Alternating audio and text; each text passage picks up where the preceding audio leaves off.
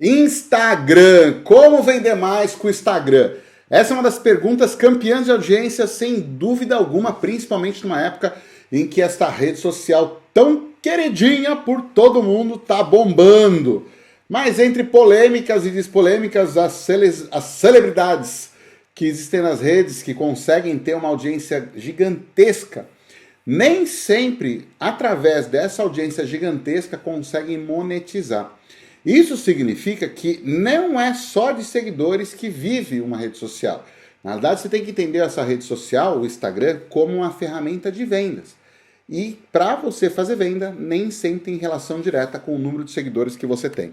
O que você tem que ter claro, de fato, é como é que você conduz essas pessoas que estão lá te seguindo, que estão lá consumindo seu conteúdo, que estão lá envolvendo, se engajando com você, para o balcão de venda.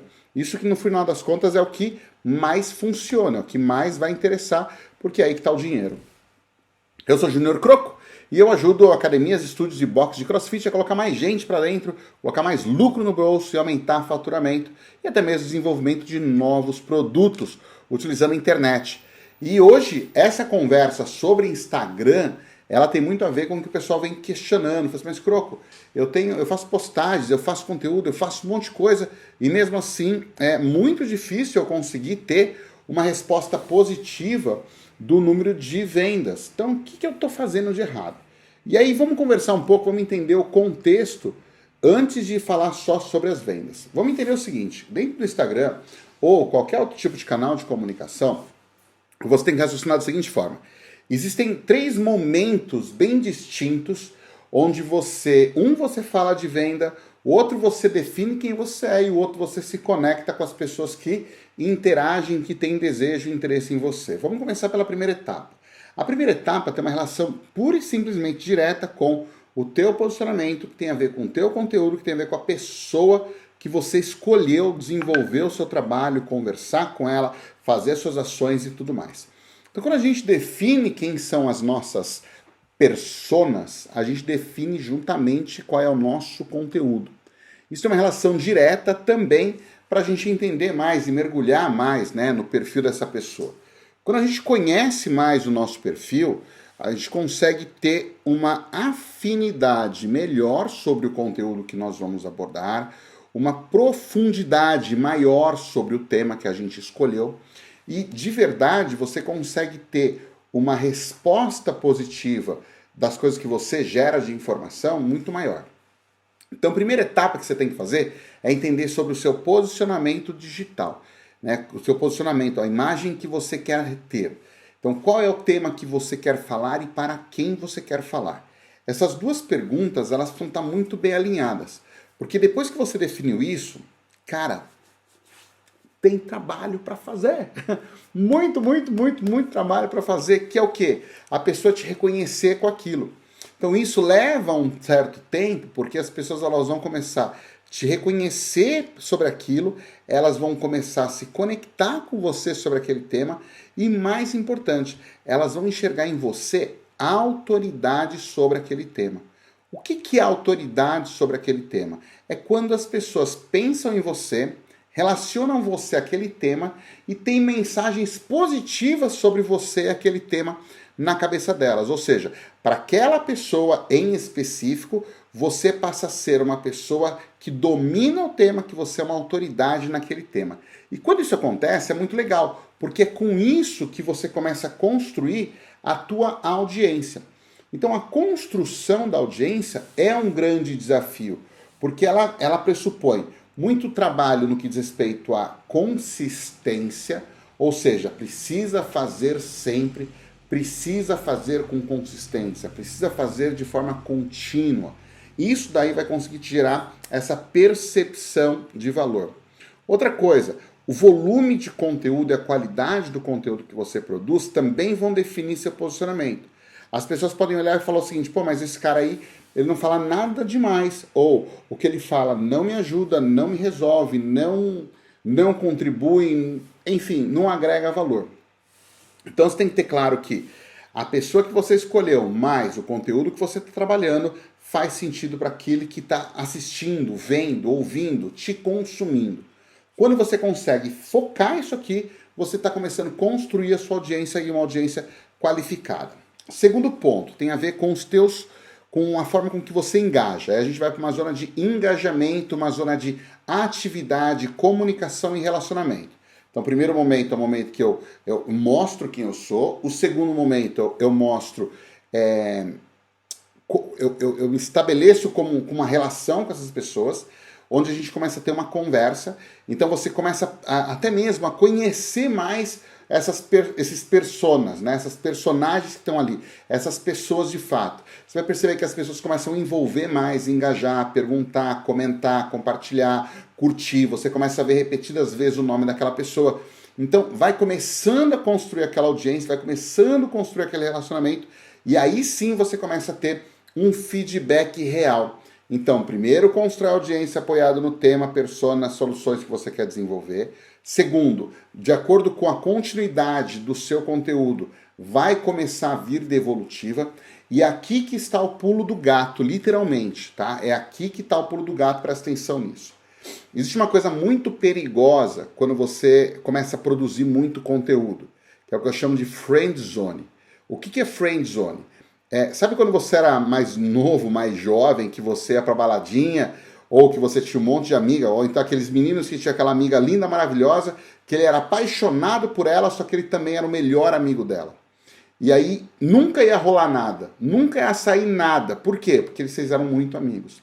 Então tem que tomar cuidado que ao mesmo tempo que você tem que ser um gerador de conteúdo, ele é um gerador de conteúdo e contribuindo com o conteúdo, mas direcionando a pessoa para comprar um produto. Você não pode nunca pode deixar esquecer que existe no final das contas um produto a ser vendido.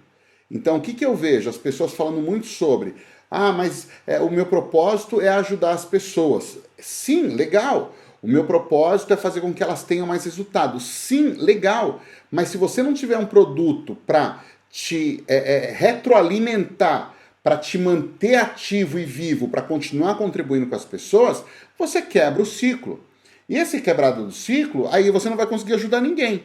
Então, não adianta a gente ser, como que eu vou dizer, como que é aquele termo que a gente fala que, putz, eu sou uma coisa, mas na verdade eu não sou aquilo. Então tem que tomar esse cuidado, porque quando você não consegue ter a continuidade, é porque não está tendo resultado. E normalmente quem não tem resultado é quem não oferece o que tem a vender.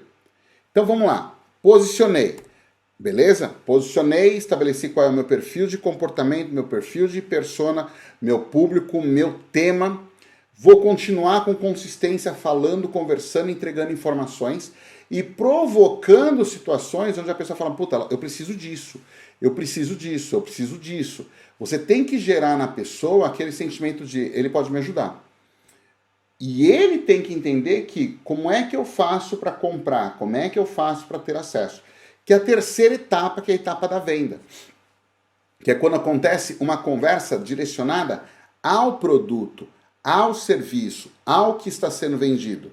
A gente sai de um âmbito simplesmente de produção de conteúdo, passa pela etapa de engajamento entre as pessoas e a conversa entre elas, e aí começa uma conversa específica sobre o produto. O produto, as pessoas sempre vão ter dúvidas. E essas dúvidas precisam ser sanadas. Então é o conceito das quebras de objeções. O que é uma quebra de objeção? A pessoa ela tem uma determinada dúvida e você, com argumentos e com provas, você reverte aquela objeção. Ela fala, não tenho tempo. Na contrapartida, você tem argumentos que mostram que encaixa no tempo dela. Outra forma que você tem é pegar pessoas semelhantes a ela, onde você tem vídeos desses seus clientes falando que, olha, mesmo numa época em que eu não tinha tempo, eu consegui fazer parte desse processo, desse produto, da academia, fazer a aula, voltei, consegui ter resultado, consegui atingir o que eu estava buscando, foi muito difícil, mas eu consegui. Ou seja, você consegue, através de provas, mostrar que aquela objeção ela é eliminada. Ou seja, se uma pessoa conseguiu reverter aquilo, outras pessoas também vão conseguir fazer aquilo. Então, quando a gente está nesse processo das quebras de objeções, você precisa listar todas elas. Então, é muito comum as pessoas pedirem informações para você e você simplesmente não ter elas organizadas e não conseguir entregar a explicação do seu produto para o cliente. Aí ele não compra. Então ele não sabe como é que funciona o plano, ele não sabe como é que funciona a academia, ele não sabe como é que funciona o serviço, ele não sabe se ele pode cancelar, não pode cancelar, se custa caro, se não custa, qual horário, qual não tem horário, qual é o público, qual que não é o público, se ele tem lesão, com quem ele fala, se tem alguma tratativa especial. Ou seja, existe uma série de argumentos que esse cliente ele tem pré-fechamento, que é justamente no momento que ele está tratando com você em box. Então, você tem que perceber que existem momentos diferentes, informações diferentes, abordagens diferentes, linha de comunicação diferente e até mesmo as pessoas que tratam de forma diferente. Então você tem a comunicação de posicionamento, mensagem e atração do público alinhado com o conteúdo que você fez. O segundo momento é um processo de engajamento, que é quando você provoca as pessoas a se conectarem com você. E o terceiro, que é o momento de conversão, fechamento, persuasão. É aquele momento que você vai ter que fazer o fechamento de negócio. Qual é o maior de todos os erros? As pessoas elas colocam o processo de fechamento aqui na frente do posicionamento. Isso não dá certo. Por quê? Porque você não sabe com quem você está falando e a pessoa do lado de lá também ainda não te conhece. Então ela não conseguiu entender ainda qual é o teu papel, o que você faz, como você ajuda ou como você não ajuda, que problema que você resolve. Então quando ela tem isso claro, ela dá os próximos passos. Quando ela não tem isso claro, ela não avança. Então daí a questão de você colocar na sua produção de informação, na sua produção de conteúdo, justamente as informações que vão fazer com que ela aumente a conversão. Beleza? Então, se você curtiu essas dicas, se você entendeu, se te ajudou, deixa o seu comentário, dá um joinha aqui, compartilha com outras pessoas, leva essa mensagem para mais gente que eu tenho certeza que você vai contribuir para uma academia cheia o ano todo. A gente se vê online, grande abraço, tchau, tchau.